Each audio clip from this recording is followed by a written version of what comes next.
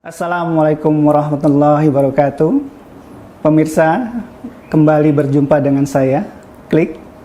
Setelah lama kita tidak mengudara, kita akan kembali membahas hal-hal yang aktual yang terjadi di masyarakat kita bersama guru kita, Ustadz Adi Hidayat. Sebelumnya kita coba sapa beliau dulu. Assalamualaikum, Ustadz. Waalaikumsalam warahmatullahi wabarakatuh. Baik Mas Klik, sehat ya? Sehat. Lama kita nggak ngobrol lagi. Iya, Ustadz. Saya dengar gimana, Ustadz? Sehat selama ini? Baik, alhamdulillah. Tetap bersemangat, jalani aktivitas dengan baik, ikhtiar dan tawakal kepada Allah. Masya Allah. Gimana? Topik apa nih yang mau kita diskusikan?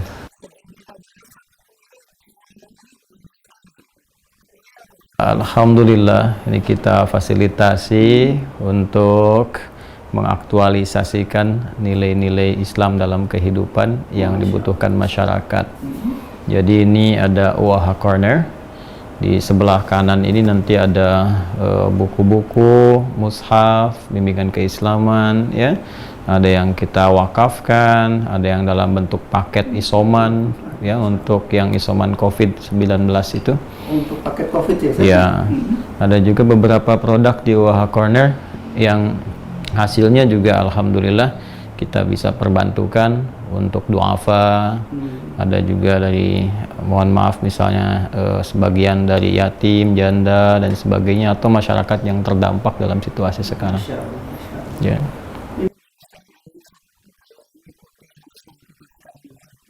Ya, menyesuaikan keadaan lah gitu ya, alhamdulillah. Tapi ini bukan punya saya. Bukan punya saya. Ini di Waha Corner dengan Quantum Ahyar Institute. Jadi tempat semua dengan kantor kan wakaf. Ya, kalau saya membantu saja menyuarakan supaya bisa bermanfaat untuk masyarakat.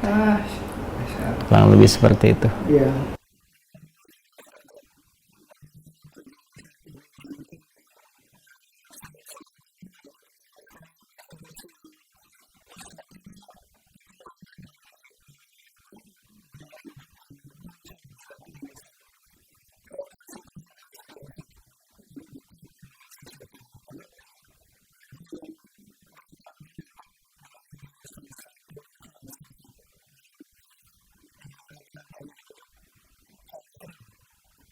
Child Free Day gitu ya. Child Free Day. Hari saat orang berpikir untuk tidak memiliki keturunan. Betul.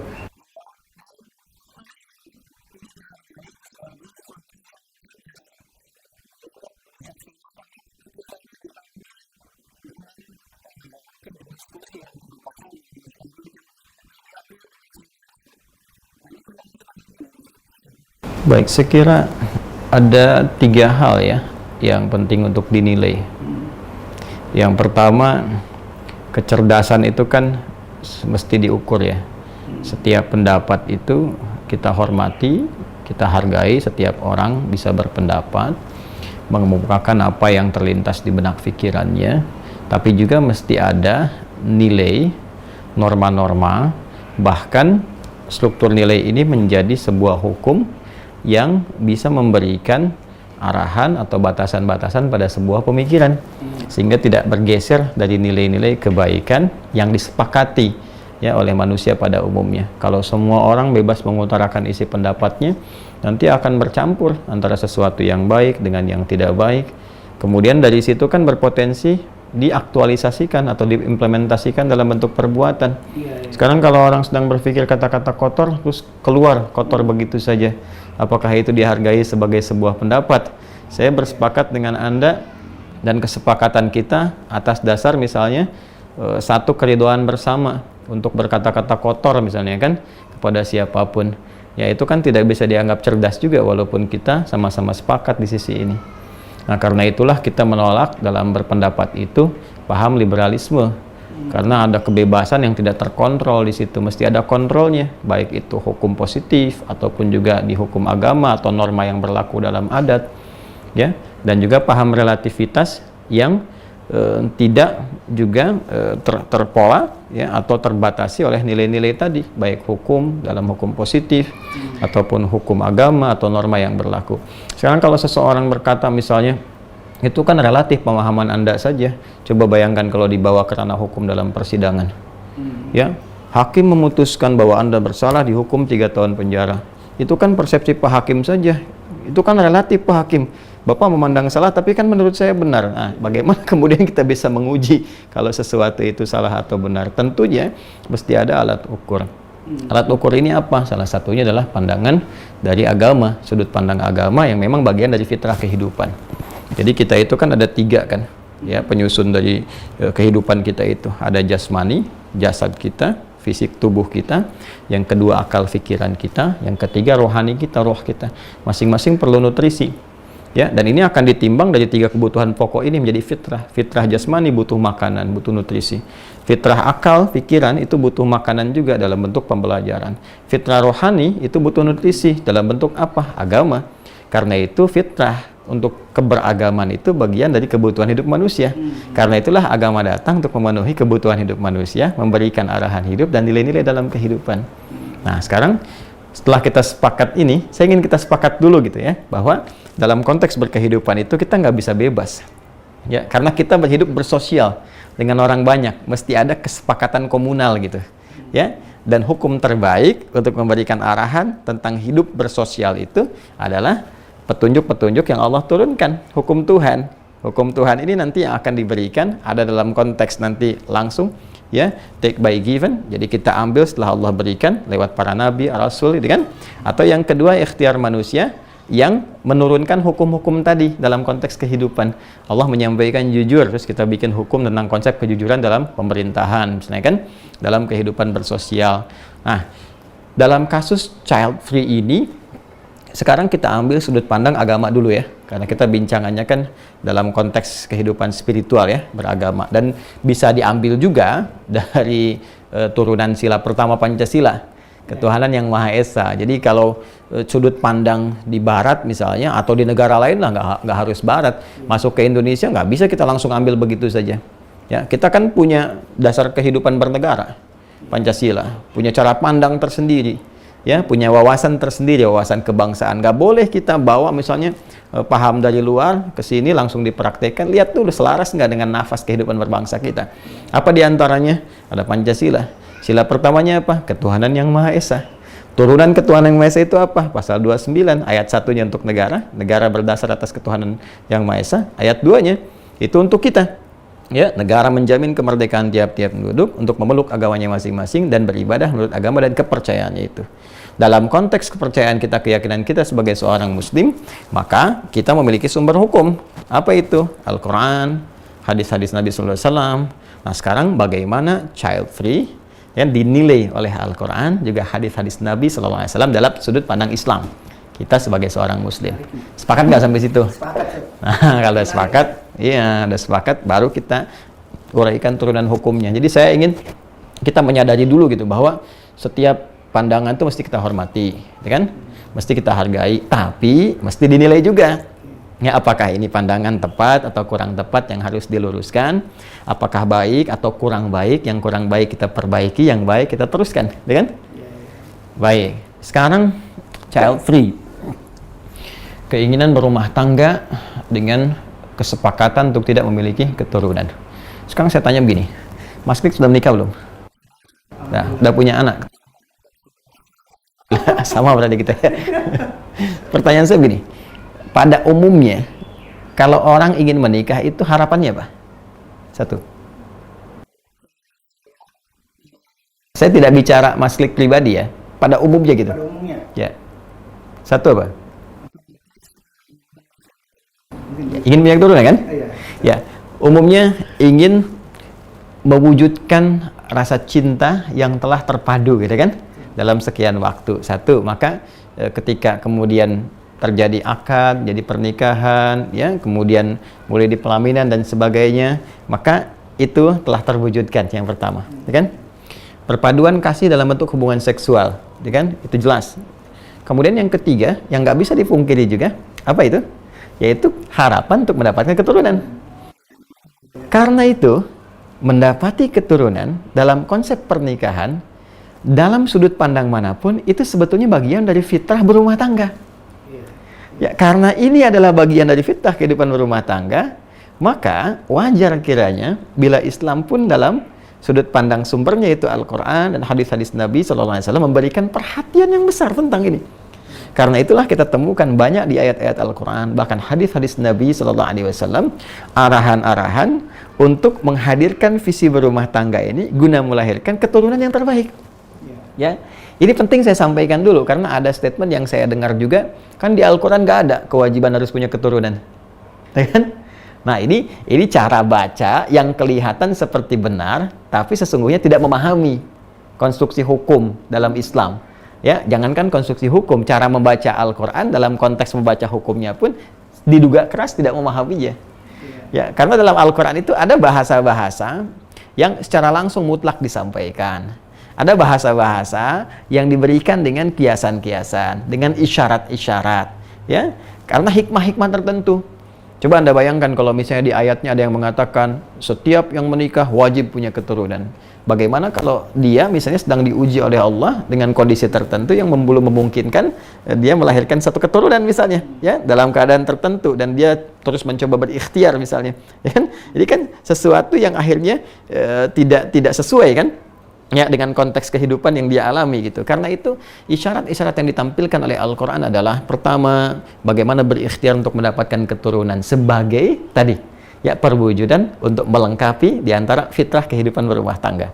Contohnya apa? Nabi Zakaria, ya, mohon kepada Allah supaya dikaruniai keturunan dalam keadaan baru awal rumah tangga sampai diilustrasikan Quran surah 19 Maryam, ya, ayat 4 sampai dengan ayat 9 itu, ya, sampai rambutnya memutih.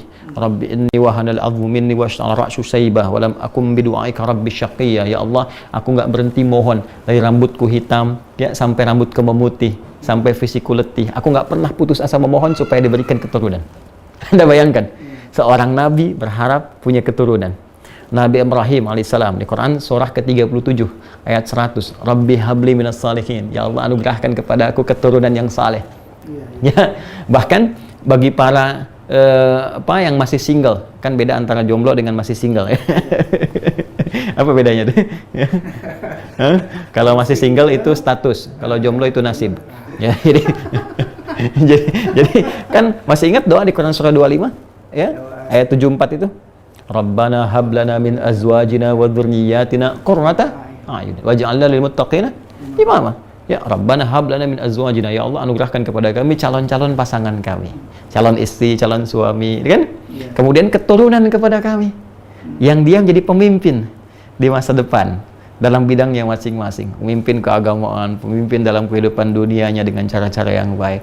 Jadi banyak ayat di Al-Quran yang mengisyaratkan kepada kita untuk memohon kepada Allah dalam kehidupan rumah tangga, terpenuhinya fitrah kehidupan rumah tangga itu lewat keturunan. Kenapa? Ya, question mark-nya itu atau the big question itu, kenapa gitu ayat itu mesti muncul? Ya, pertama dalam konsepsi spiritual kita sepakati bahwa kehidupan kita itu kan nggak berhenti di dunia, ya kan? Meninggal, berpindah alam, pindah dimensi, alam kubur, kemudian ke akhirat. Itu kita yakini kan sebagai muslim, ya. Al-Baqarah ayat 4, wabil akhiratihum yuqinun. Dan dalam kehidupan akhirat kita yakin. Berarti ada kehidupan setelah kita wafat meninggalkan dunia ini. Baik. Setiap orang yang berpindah itu menuntutnya memiliki bekal. Mas Klik dari sini mau tugas kerja ke Malaysia, butuh bekal nggak? Iya. Ya, jangankan ke Malaysia, dari sini Bekasi ke Cilacap aja butuh bekal, kan? Dari Bekasi mau ke Sumatera butuh bekal. Sekarang masa sih mau pindah ke alam kubur nggak bawa bekal? Mau pindah ke akhirat nggak bawa bekal, kan? Nah, sekarang yakin nggak setiap orang bekalnya cukup? Nah, itu dia. Belum tentu kan? Nah, kan? Sekarang kita di dunia berharap pada teman, pada kerabat, pada tetangga, pada orang tua dan sebagainya. Pun demikian ketika kita akan pergi jauh menuju perjalanan yang lebih jauh ke akhirat nanti, butuh kita support. Dan support terbaik itu diantaranya dari keluarga kita. Ya kan? Dari keluarga. Karena itulah ada ayat-ayat Quran yang memberikan gambaran bahwa anak-anak keturunan itu bisa menjadi syafaat bagi kedua orang tuanya. Dengan amal soleh mereka, dengan doa-doa mereka, dengan kebaikan yang telah mereka tenun. Misalnya ada di Quran surah ke-13 ayat 23 sampai 24, ya, jannatu adnin yadkhulunaha wa man salaha min abaihim wa azwajihim wa dzurriyyatihim. Ya, ada anak-anak soleh, anak baik yang masuk surga bisa menggandeng bapak ibunya, ya, kemudian kerabatnya, itu kan. Kemudian juga bahkan keturunan-keturunan yang lain. Quran surah 52 ayat 21, walladzina amanu wattaba'athum dzurriyyatuhum biimanin alhaqna bihim dzurriyyatahum. Dan para ayah ibu yang beriman diikuti anak cucunya, keturunannya semua beriman beramal soleh, kami kumpulkan di surga saling menyatukan. Masih ingat di hadis Nabi yang hadis Muslim? Ini kan viral hadisnya. Di Kitabul Wasiyah, malah pesan kuat yang sangat penting disampaikan. Namanya Kitabul Wasiyah. Kitab pembahasan tentang pesan penting yang harus disampaikan. Ya, mimma yalhiqul insan binas thawab ba'da wafati. Apa yang akan diteruskan, diperoleh oleh manusia ketika wafat dari pahala. Jadi dia walaupun wafat pahalanya tetap mengalir gitu. Ya, nomor hadis 1631 dari Abu Hurairah radhiyallahu taala anhu. Ya, ini sangat populer hadisnya. Idza matal insanu inqata'a sa'iru 'amalihi illa min thalathah. Ketika seorang manusia meninggal, terputus semua amalnya yang melahirkan pahala kecuali 3. Ya, sedekah jariyah, ya, kebaikan yang mengalir terus pahalanya, seperti kita nyumbang untuk renovasi masjid, karpet masjid, mushaf, ya kan? Ketika dipakai pahala mengalir, kita meninggal mushaf masih ada gitu kan. Nah, kemudian apalagi waladin salihin yad'u lahu, anak soleh yang mendoakan dia. Jadi dalam tinjauan spiritual, keturunan yang soleh itu aktifat terbesar untuk orang tua. Investasi dahsyat itu. Jadi doa anak itu ke orang tua luar biasa. Saat orang tua masih hidup juga memberikan ketenangan, saat sudah wafat pun memberikan aliran pahala, ke alam kubur memberikan cahaya. Ya, dan ada fungsi dalam kehidupan dunia juga. Jangan salah itu. Ya, apa fungsi kehidupan dunia? Saya gambarkan beginilah. Pasti kerja, capek, berat, tuh kan? Terus pulang ke rumah dapetin anaknya yang baru usia 3 tahun. Iya. 3 tahun kan baru bisa jalan, lari kecil, bicara kan dikit-dikit. Tiba-tiba dia sedang di kamar, dia mengatakan, Qul huwallahu ahad, Allahus samad. Bagaimana perasaannya? Wah, itu tidak bisa digambarkan. Oh iya, apalagi sudah nggak bisa gambar, nggak bisa digambarkan ya kan? Iya. Sekarang Anda pernah capek luar biasa pulang ke rumah, lihat anak 3 tahun sedang ikutan ruku, sujud sama ibunya. Ya, lihat ibunya biasa sholat, lihat anak 3 tahun sholat, perasaan kita bagaimana? Ya kan? Nah, terus itu baru spiritual, belum yang konteks kehidupan dunia. Bukankah orang tua senang lihat anaknya diwisuda? Bukankah orang tua senang lihat anaknya sudah bisa berdiri, sudah bisa bicara? Terus ketika ibunya sedang gelisah, anaknya kecil 4 tahun datang, Mama kenapa menangis? Aku usap ya pipinya. Gimana perasaannya? Nah, karena itu pendapat-pendapat tentang child free yang dikemukakan, umumnya kalau kita menduga bahkan dari sejak kehidupan jahiliyah dulu ya, kan ada juga orang tua yang tidak berkeinginan keturunan hadir di sekitarnya. Ini bukan hal yang baru sebetulnya. Bukan hal yang baru. Ya makanya ada beragam ayat di dalam Al-Qur'an itu yang menegaskan la taqtulu auladakum khasyata imlaq. Ya kan? Nah, jangan kalian sampai mengeksekusi anak-anak kalian karena takut kemiskinan, ya takut nggak dapat rezeki gitu. Itu sudah ada sampai ayatnya turun menegaskan itu. Ya, jadi jangan khawatir dengan keturunan, bahwa kata-kata Allah langsung menyampaikan nahnu narzuqukum wa iyyahum. Di ayat lain nahnu narzuquhum wa iyyakum. Boleh jadi rezeki orang tua itu justru dititipkan kepada anaknya. Betapa banyak fenomena terjadi anak menghafal Quran ini di lingkungan kita ya. Anak menghafal Quran, orang tua itu nabung-nabung buat haji, belum tentu kecapaian, nunggu puluhan tahun. Anaknya hafal Quran, diberi hadiah haji, orang tuanya ikut. Wasilah siapa? Dari anak kan? Nah, jadi kita bisa nilai bahwa yang pertama, pemikiran tentang child free itu atau keinginan untuk tidak memiliki keturunan dalam berumah tangga adalah sebuah pemikiran yang menyalahi fitrah dalam berkehidupan rumah tangga khususnya. Ya, jadi yang pertama, kalau mau disoal secara hukum positif, ya nggak bisa dituntut misalnya atau dipersalahkan secara undang-undang, ya itu kan sebuah pemikiran, sebuah pilihan hak yang tidak melanggar hukum-hukum positif, dalam arti tidak kriminal, tidak ini, tidak itu, dia menikah dengan satu konsepsi hukum yang jelas, gitu kan. Tapi apa yang dia tampilkan ke masyarakat bahwa di antara harapan berumah tangga ini adalah harapan tidak punya anak, ini adalah pemikiran yang menyimpang dari fitrah kehidupan berumah tangga yang tidak harus layak ditiru. Karena kenapa? Kondisi satu orang tidak harus mewakili psikologi banyak orang gitu. Ya, kan yang punya persoalan Anda, yang sibuk Anda, yang punya masalah Anda. Kenapa kami yang harus nanggung beban Anda? Kan? Dengan ya. Jadi kalau Anda punya persoalan sendiri, yang kemudian persoalan itu Anda alami bersama pasangan Anda, ya Anda tidak harus mengglorifikasi atau mengeneralisasi persoalan Anda, sehingga orang lain harus semua ikutan seperti Anda. Ya kan? Kecuali kalau persoalan itu adalah persoalan yang general, semua orang merasakannya gitu, menjadi beban kehidupan. Dan itu pasti akan diberikan solusi oleh syariat, bahkan sebelum manusia mengeluhkannya. Coba di Quran lihat. Sebelum orang nanya, sudah ada jawaban kan? Makanya di Islam itu menarik, setiap pertanyaan ada jawabannya. Tunjukkan pada saya pertanyaan apa yang nggak pernah dijawab. Selalu ada. Tuh. Jelas ya? Betul.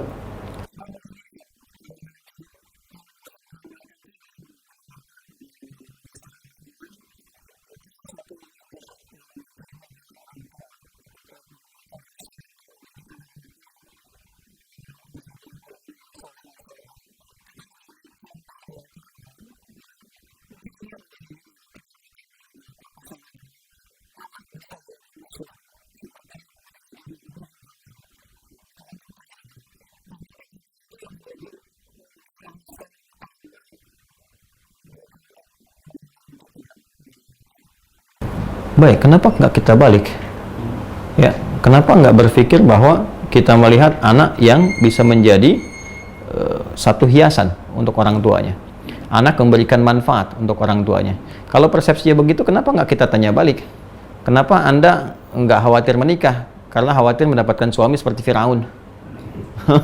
Kenapa Anda harus menikah? Karena khawatir mendapatkan suami seperti Namrud misalnya. Hah? Terus kenapa kalau Anda bilangnya tadi anaknya Nabi Nuh, kenapa Anda nggak lihat istrinya juga? Ya, saya nggak mau nikah sama kamu lah. Kenapa? Takut kamu seperti istrinya Nabi Nuh. Aku juga nggak mau nikah sama kamu. Kenapa? Takut kamu seperti Firaun. Ya, nanti cara berpikir sebenarnya jadi kacau nantinya. Ya kan? Kan Nabi sudah jawab itu. Kullu mauludin yuladu 'alal fitrah fa abawahu yuhawwidani aw yunassirani aw yubajjisani. Semua itu terlahir dengan fitrah yang baik. Saya tanya, apakah ada anak-anak misalnya baru lahir sudah berbuat dosa? Nggak ada. Saya belum pernah dengar ya, sampai dengan hari ini. Sampai dengan hari ini, ada anak terlahir langsung mengatakan, Mama, kenapa kamu melahirkan saya? Dasar papa. Oh, nggak ada. Oh, anak menangis, terus semua orang gembira, nerima. Bahkan dalam hukum-hukum yang sifatnya sedang perang pun, nggak boleh nyakitin anak-anak. Kenapa?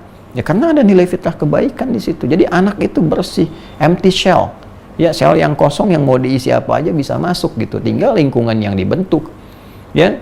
Ya, Nabi Nuh berusaha baik, luar biasa, ikhtiarnya mengajak ini sampai ratusan tahun dan sebagainya. Ya, tapi jangan lupa pengaruh di sekitarannya itu kan memberikan pengaruh-pengaruh yang kuat tuh dalam kehidupan. Ya, makanya ya itu kan dari situ kita belajar bagaimana Allah memberikan gambaran kepada kita, ya. Dari kisah-kisah orang terdahulu penting kita mendidik di keluarga, tapi juga lihat di lingkungan sekitarannya. Sekolahnya dia di mana, itu kan? Kemudian dia bergaul dengan siapa. Sekarang anak masih kosong. Antum kasih tayangan yang nggak bagus, tontonan yang nggak bagus, bacaan yang nggak bagus. Ya, tiba-tiba bertemu Anda misalnya, halo bro, ngopi dulu yuk. Gitu kan? Bapaknya diajak begitu sama anak 4 tahun misalnya kan. Nah, pertanyaan terbesarnya, Anda kasih dia lingkungan seperti apa? Jadi bukan memvonis anaknya. Ya, orang tua yang berpikir lagi. Jadi kalau saya sih lebih melihat bahwa penting kita bertukar pikiran, memperluas wawasan. Cara berpikir positifnya beginilah. Kalau tadi kan bahasa-bahasa yang istilahnya merespon ya dengan tegas gitu ya. Tapi kalau kita mau mengambil jalan tengah yang lembutnya adalah berdiskusi, ya kan? Boleh jadi di situ kurangnya wawasan, ya kan? Atau misalnya boleh jadi terbawa oleh suasana pemikiran di lingkungan dia tadi kata Nabi itu. Mungkin ini kan produk yang terbawa dari lingkungan-lingkungan kehidupan yang bebas. Nah itu nggak ada kecuali di Barat. Ya, di Barat. Kalau di Barat tuh biasa itu, udah banyak itu dan jahiliyah udah duluan dibandingkan dengan itu. Jadi 15 abad yang lalu sebenarnya isu ini isu yang usang. Isu yang usang. Cuman kalau yang usang itu viralkan jadi seakan lebih baru lagi gitu. Ya, kayak misalnya pengakuan Nabi, penistaan, apa itu kan isu yang udah usang dari dulu udah ada gitu. Iya. Nah, Nabi pertama, Rasul pertama yang diutus ke bumi kan Nabi Nuh. Nabi Nuh itu kan dituduh, ya, dibikin hoax, dilecehkan, udah ada. Jadi kalau sekarang ada yang menuduh lagi, ada yang menistakan, itu usang sebetulnya. Ya, cuman karena banyak diviralkan, medianya banyak sehingga seakan-akan terkesan baru. Kurang lebih seperti itu.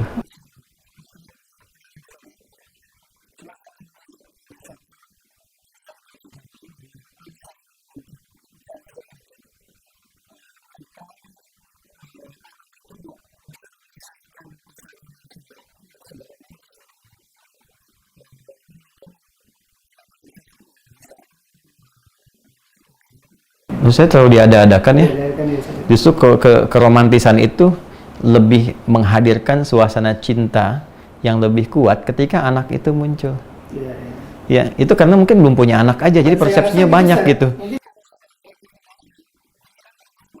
Ya, ya kita harapkan lah boleh jadi gitu ya. Dan menariknya seperti ini, hampir tidak ada ya orang tua yang memang menyiapkan fitrah benar secara visi untuk berkeluarga dengan cara yang benar ya. Pernikahan yang benar, jalan yang benar, itu pasti juga akan ada fitrah-fitrah kebenaran dalam dirinya yang bergerak. Rata-rata yang, mohon maaf ya, berbuat sesuatu sampai tindakan ekstrim, aborsi, membuang bayi dan sebagainya, itu umumnya ditempuh dengan cara yang kurang tepat gitu, sehingga melahirkan rasa-rasa demikian.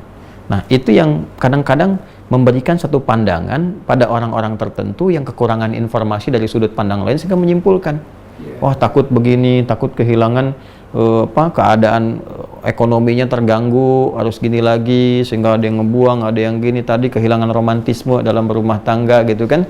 Anda ini aneh juga sebenarnya ya. Anda hadir di tengah masyarakat, romantisme Anda masih ada.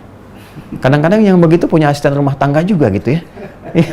Ya kan, dia bisa menerima asisten rumah tangga tapi nggak bisa menerima anak, kan agak repot. Yang paling saya kadang-kadang bukan nggak habis pikir ya, kalau habis pikir pikirannya habis gitu ya. Yang sulit untuk dicerna itu dia bisa menerima hewan tapi nggak bisa menerima anak. betul. Ya, pernah lihat nggak? Iya. Nggak, ada orang-orang tertentu yang Allahu Akbar, bingung juga sih kadang. Habis subuh ya, orang baru subuhan atau belum subuh udah bawa hewan, terus buang kotoran di pekarangan orang gitu kan. Sempet-sempetnya tuh malam-malam misalnya kan masukin lagi. Ada yang unik juga, ada juga yang kadang-kadang udah punya anak belum dibangunin, hewan udah dibangunin juga. Tapi yang konteks tadi itu menarik, dia bisa menerima hewan tapi nggak bisa menerima anak, dan bisa mengatakan cinta bertambah karena hewan ini, kan jadi aneh gitu cara berpikirnya dalam konteks lain ya, dalam konteks lain. Pada yang seperti itu sebenarnya kalimatnya gampang aja.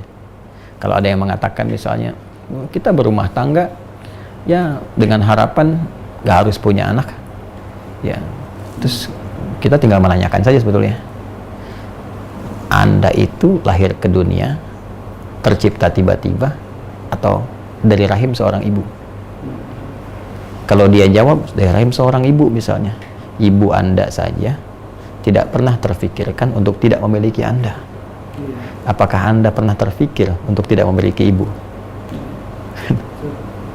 Enggak deh, saya kira itu ya.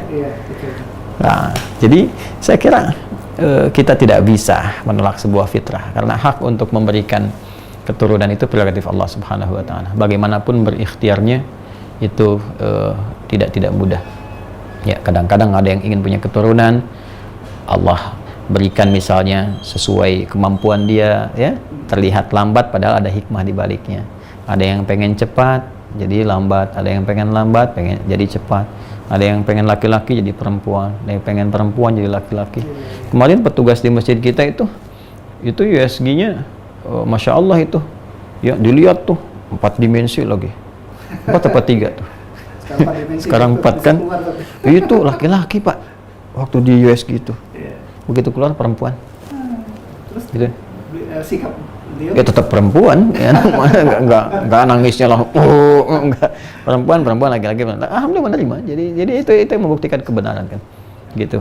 Jadi Allah ya habuli may yasha, Allah memberikan anugerah kepada siapa yang dikehendaki dengan hikmah-hikmah tertentu. Jadi saya kira begini, isu-isu semacam ini yang sifatnya dalam pandangan saya tidak produktif ya, ya seharusnya tidak harus diviralkan gitu, ya. Dan juga anjuran kepada siapapun kalau punya persoalan-persoalan pribadi sifatnya atau pengalaman yang sifatnya pribadi yang bukan menjadi hukum-hukum general ya, konsumsi publik, sudahlah lebih baik jadi konsumsi pribadi saja, dikonsultasikan untuk mendapatkan pencerahan-pencerahan yang baik sehingga merasakan ketenangan.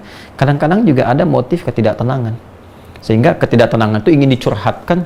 Nah, dan agak kurang bagusnya ada sebagian penyakit dari kejiwaan itu yang menjadikan semua orang harus memikirkan dia gitu.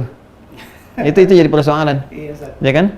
Dia yang misalnya kejebak di dalam lumpur, orang lain harus kenal lumpurnya juga, mikirin dia, kan jadi cepet. Yang agak repot juga adalah kok orang-orang pada ngerespon gitu, ikut mikirin. Ya. Padahal mohon maaf itu bunga belum disiram, anak belum dimandiin itu kan, masih sempat ngerespon juga, ikut komen kan, sesuatu yang menurut saya tidak harus di viralkan gitu. Dan kita dengan tampilan ini bukan ikut mengomentari, tapi mencoba untuk meluruskan pemahaman supaya yang seperti ini kembali kepada fitrahnya masing-masing. Saya kira itu Pak ya. Jadi orang itu ada yang berpikir bagus, lurus, ada yang tidak bisa berpikir, tuh kan, ada yang salah berpikir, ada yang jadi pikiran. Nah, yang jadi pikiran ini barangkali kita turunkan supaya tensinya agak lebih enak. Sekira itu ya. Menarik Ustaz. Insya Allah. Yang penting sehat, baik, ya. Jalani kehidupan tuh tenang aja lah. Ya, semua udah diatur kok, rezeki, umur udah diatur. Ya kan? Jadi kalau kita berikhtiar apa adanya, nggak menuntut di luar batas-batas kemampuan kita, insya Allah hidup kita tenang. Tapi kalau kita menuntut lebih dari apa yang sesungguhnya Allah amanahkan kepada kita, itu yang bikin kita capek. Ya, keturunan sudah diatur, pernikahan sudah ada aturannya. Jadi jangan coba mengatur lagi sesuatu yang sudah teratur, sehingga kehidupan kita menjadi lebih tidak teratur pada hakikatnya. Saya kira itu Mas Klik ya. Terima kasih.